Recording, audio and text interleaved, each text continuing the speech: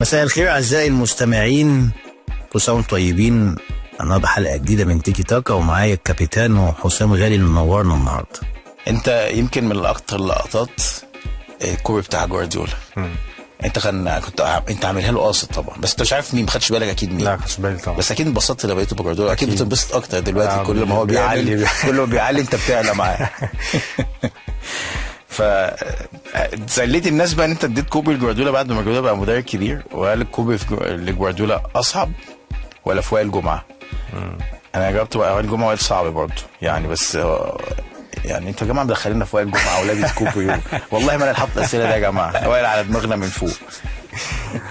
لا طبعا انا عمال ادور والف وعايز اهرب، الكوره ما تقطعش مني في الحته دي. لو اتقطعت مني ماتش روما هيبقى خلاص جول يعني في نص الملعب، وعمال الف. أيوه. ودي حاجه باص الاقي واحد بيمد رجله فاغير اتجاهي لغايه ما لقيت هو ده المنفذ الوحيد، فرحت تك وعملتها.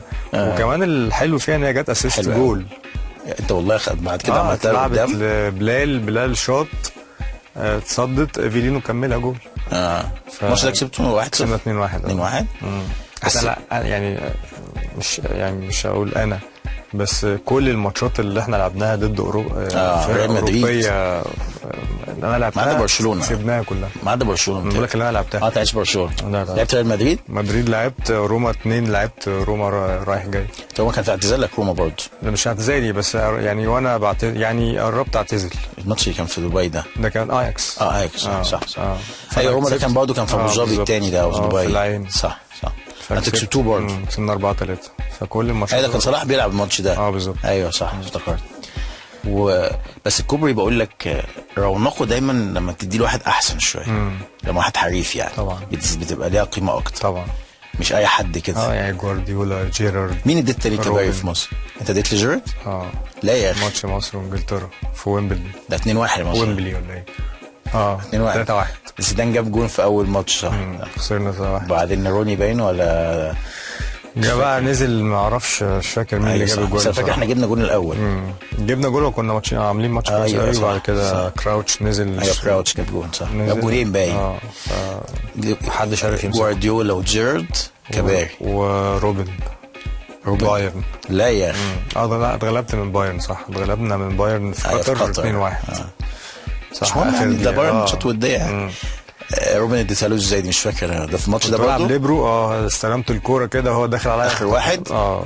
لو اتقطعت جون يعني، بس كنت متطرف شويه كده. فما فيش، رحت بصيها. مين في مصر هنا اديته كوبري؟ في مصر حد معروف يعني؟ مش فارقه معاك انت المصريين.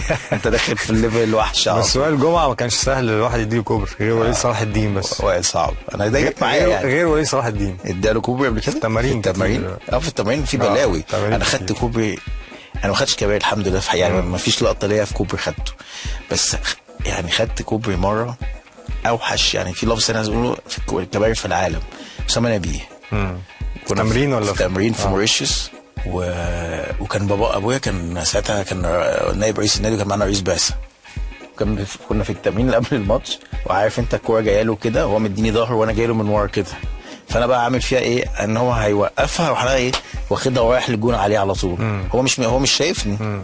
فهو استلم وحط الكوره كده، وانا جاي بقى صاروخ، فاتزحلقت، فعملت صوت غالبا، فهو شاف راح عاملها كده، عارف انت اللي هي دي جزمه على الكوره من فوق كده. اللي هي يعني اللي هي يعني سهله قوي يعني. رحت واخدها وفاتح رجلها وخدتها ورحت، وهو خدها ومشي.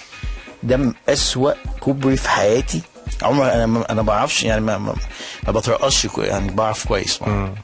بس ابويا بقى كان واقف كمان، قعد يتريق عليا بعد، قال لي الكوبري ده انت ايه ده؟ ايه المنظر ده؟ انت لعيب كويس ازاي بالكوبري ده؟ لا كوبري فده يمكن دايما عمري ما بنسى الكوبري ده في حياتي. الحمد لله كان في انا خدت يعني كوبري بقى في ماتش اسوان، اهلي واسوان. كنت برضو صغير لسه طالع، وبعدين انا مش بقصد ادي كوبري يعني، هي ظروف اللعبه كده، فببقى عايز. ايوه بتغريك تروح حاططها. انا برضو كده لعبنا. ففي الماتش ده كل ما اعمل كده تتقطع، فراح واحد لقيت في نص الملعب اسوان راح مديني كوبري، جمهور الاهلي كله الاهلي لا يا اخي والله كانوا زيهم منك ولا ايه؟ جمهور الاهلي لا يا والله قعدت اضحك كنت صغير برضه 19 20 سنه.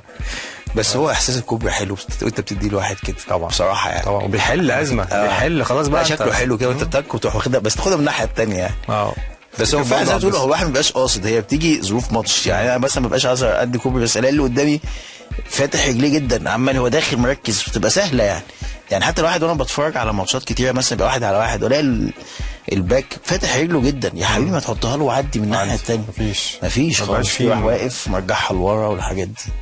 بس افتكر كوبري عبد الستار صبري يا نهار في ماتش بلجيكا ده جينو ده كان بيلعب معاه في اودينيسي ده مش طبيعي فضل يرجع بالكوره باستاذ الجزمه عملها له كده ده عالمي.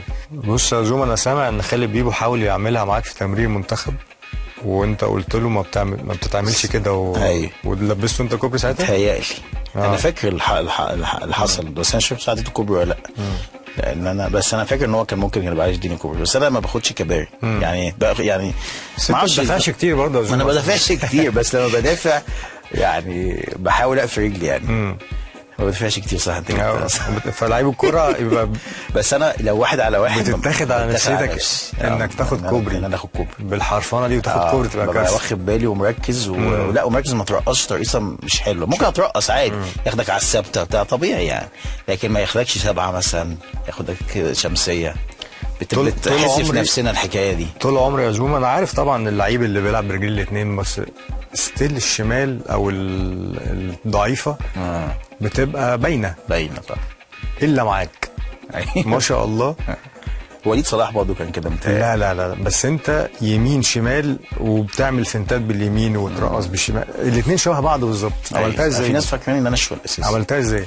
والله ما اعرف عشان يعني انا من وانا صغير كنت بلعب في البيت بكرة التنس كنت بلعب شمال ويمين شمال ويمين شمال ويمين بعملها كده هزار يعني بس واضح ان هي ادتني السنس ده ان انا بقيت يعني انا فاكر حتى لما رحت لعبت بقى على المستوى ناشئين وكده فلاقي اللي بيلعب باليمين مش عارف يلعب بالشمال فاقول ايه ده انا فاكر ده الطبيعي يعني الناس كلها بتعرف تلعب بالرجال الاثنين اكتشفت بقى ان انا عندي ميزه ان انا بعرف العب بالشمال يعني انا اول ما رحت الزمالك اول سنه لعبت هاف ليفت اساسا ايوه ايام بقى كان ساعتها لسه مش فكره اللي هو بتقطع دي اللي قدام لا كان الشمال دايما انت فاكر هاف ليفت يبقى اشول والباك ليفت اشول ولازم يطلع على الخط ويعملها ما ينفعش يخش جوه دي فكابتن بدر حداد الله يرحمه لعيب كنت بلعب هاف ليفت اول سنه في الزمالك كلاعب يعني ايوه انت لو الكوره جت على شمالك بتدريبل عادي وتمشي عادي عمري ما اتلجلجت في الشمال لان بقول لك كنت وانا صغير في البيت عندنا بجيب كوره تنس مثلا واقعد العب 5 شمال 5 يمين ادخل كان عندنا باب كده جرار افتح حته منه صغيره كده